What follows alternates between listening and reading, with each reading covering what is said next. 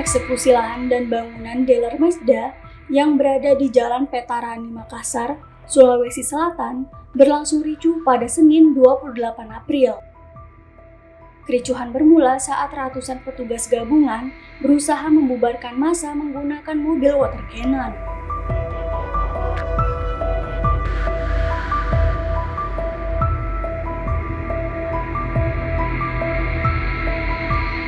Aksi itu sontak mendapat perlawanan dari massa yang melawan petugas dengan menggunakan kayu dan batu. Kepala Bagian Operasional Polrestabes Makassar, AKBP Darwis mengatakan ada 900 petugas gabungan yang dikerahkan untuk mengamankan eksekusi tersebut. Terima kasih untuk rekan-rekan media. Pada hari ini, tepatnya tanggal 28 April 2022, berdasarkan permintaan dari Pengadilan Kota Makassar terkait mengenai masalah permintaan bantuan pengamanan pelaksanaan eksekusi hari ini, alhamdulillah sementara ini kita bisa pastikan berjalan dengan aman dan lancar. Bang, tadi kan juga ada sedikit perlawanan itu, Bang. Seperti apa, Bang? Apa? Tadi ada sedikit perlawanan dari massa ini, Bang. Jadi tentu memang ada perlawanan berdasarkan analisa intelijen kami, sehingga kami menyesuaikan kekuatan personil yang kami turunkan. Jadi terkait mengenai masalah pelaksanaan hari ini, yang memang sudah lama mau untuk dilakukan eksekusi, alhamdulillah hari ini berjalan. Tentu dalam hal ini memang ada perlawanan. Karena itu disesuaikan dengan kekuatan personil yang ada. Ada berapa personil yang dikerahkan? Baik, untuk kami dari Polrestabes, baik dari Polda, jumlah keseluruhan kurang lebih 900. Oh, 900 personil, Pak.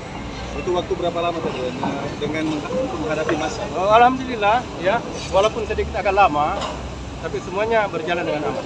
Ya. Kami tidak bisa memastikan tadi interval waktunya, karena dari pihak kepolisian ada tahapan-tahapan yang harus dilalui untuk melakukan pendorongan terhadap massa.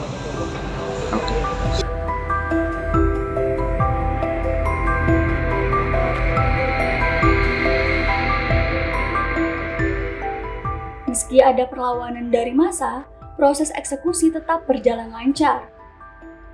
Saat ini, ratusan petugas masih melakukan penjagaan di lokasi untuk mengantisipasi terjadinya kericuhan susulan. Hingga kini, proses eksekusi masih berlangsung dan polisi memperhatikan arus lalu lintas agar tidak terhenti total.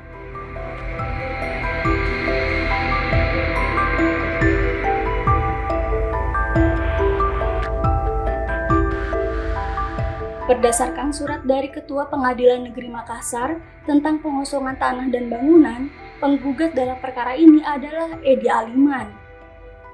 Sedangkan pihak tergugat adalah Riki Tandiawan. Hari ini eksekusi atas lahan dalam Petarani Sulawesi Mazda. Itu berdasarkan penetapan Ketua Pengadilan Negeri Makassar untuk melaksanakan putusan Pengadilan Negeri Makassar nomor 15/2011.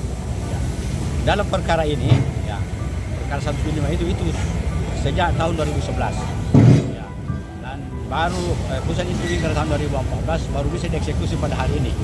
Ya, ini sempat tertunda, ini yang keempat kalinya. Jadi yang pertama, kedua, ketiga gagal, yang terakhir ini alhamdulillah, ya, berhasil kita laksanakan. Apa pemicu sampai gagal? Ya. Jadi pada waktu itu memang di luar estimasi ternyata massa begitu banyak, sementara pengamanan ini agak kurang, sehingga dengan pertimbangan pengamanan pada waktu itu ada pihak kepolisian Makassar mengatakan kita tunda dulu. Kemudian yang kedua, yang ketiga dengan alasan yang sama.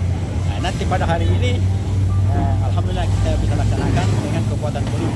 Kalau luas yang diperkarakan semuanya? Luas yang diperkarakan ini 3.825, ya, jadi kurang lebih 4.000 banyak tersebut. Ini lokasi, Pak, ya, ini lokasi itu dipersengketakan sejak tahun 96. Jadi tereksekusi pada hari ini itu sudah 29 tahun.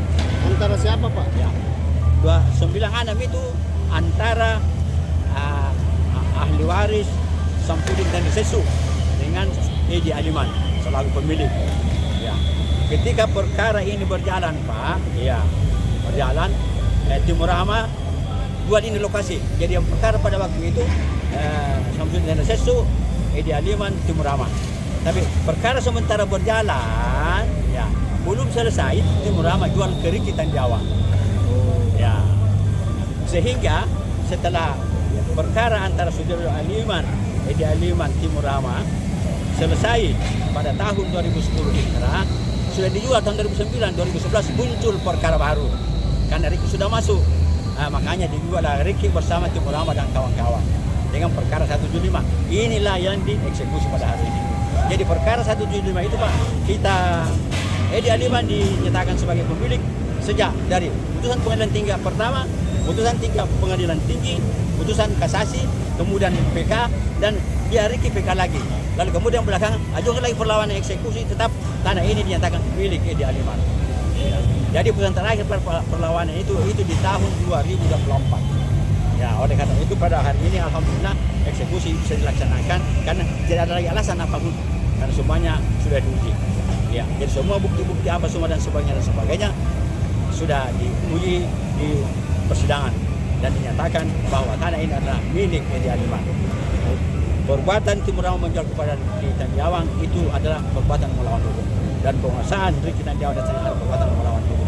Makanya karena ketika dibuat saudara gedung ini, makanya harus dibongkar ini gedung dan dikosongkan ini lokasi untuk diserahkan oleh pengadilan, diserahkan kepada Edi Aliman selaku pemilik atas tanah ini.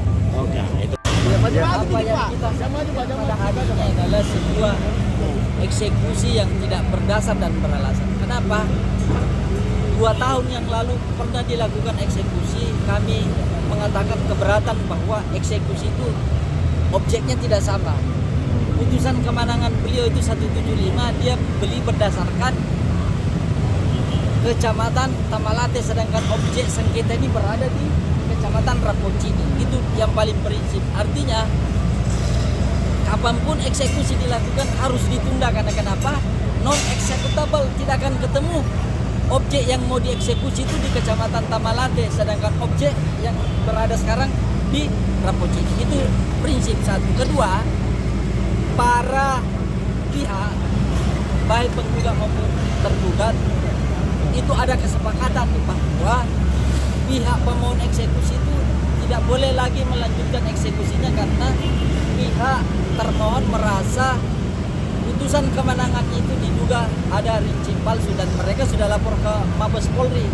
Kemudian beliau pernah melapor, ini bukti suratnya dijadikan dasar untuk melakukan proses perdamaian pada waktu itu, sehingga secara hukum di dalam ketentuan ini ada pasal yang mengatur bahwa para pihak tidak boleh lagi melanjutkan eksekusi ini, harusnya ditunda karena ada perdamaian antara pemohon eksekusi dan termohon eksekusi.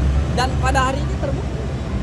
Inilah yang saya mengatakan bahwa onreh matikdat, perbuatan melawan hukum. Salah satu pihak tidak menepati janjinya, ingkar janji. Jadi Riki Tanjawang yang merasa tergugat ini merasa dirugikan. Nantilah prinsipal yang bagaimanapun akan melakukan upaya hukum, apakah dia mengajukan keberatan atau apa, ataukah dia melanjutkan proses terkait dugaan pemalsuan rincian palsu. Saya kira begitu ya rekan-rekan.